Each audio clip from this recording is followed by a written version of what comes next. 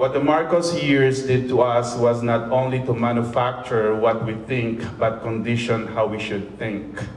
First, we were trained to conform to the routines of checking the cleanliness of the fingernails and the length of hair as students, as grade schoolers.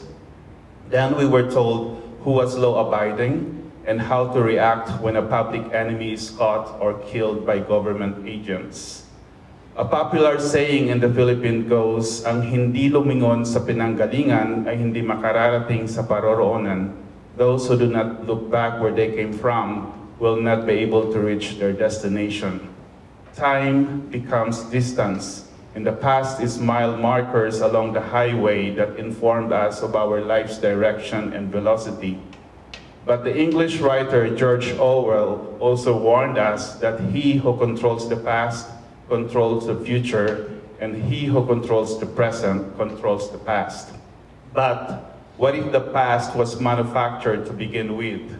A curation of spectacles and pageantries and distractions by those in power?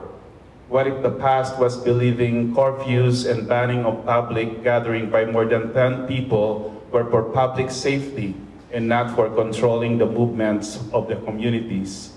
What if the past was being told to feel safe because the military jailed or killed subversives, instead of the fact that the Marcos government imprisoned, tortured, and disappeared citizens without due process of law? The Ameras believe that the past is in front of us and the future is behind us. The past is in front because it was something we have already seen and known and experienced. The future is behind because it remains unseen. In that sense, all of us walk backwards into the future, our eyes fixed on the horizon of society. I believe personally that the past changes every day.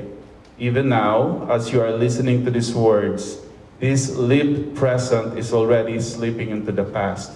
Tomorrow and the following week, in weeks and months and years, this moment will slip further and farther back from our sight into memory. How will you remember this moment?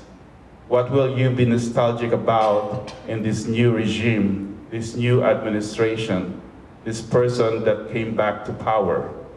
Will you celebrate his return to power, or a renewed energy to resist the revisions that they're doing to our history?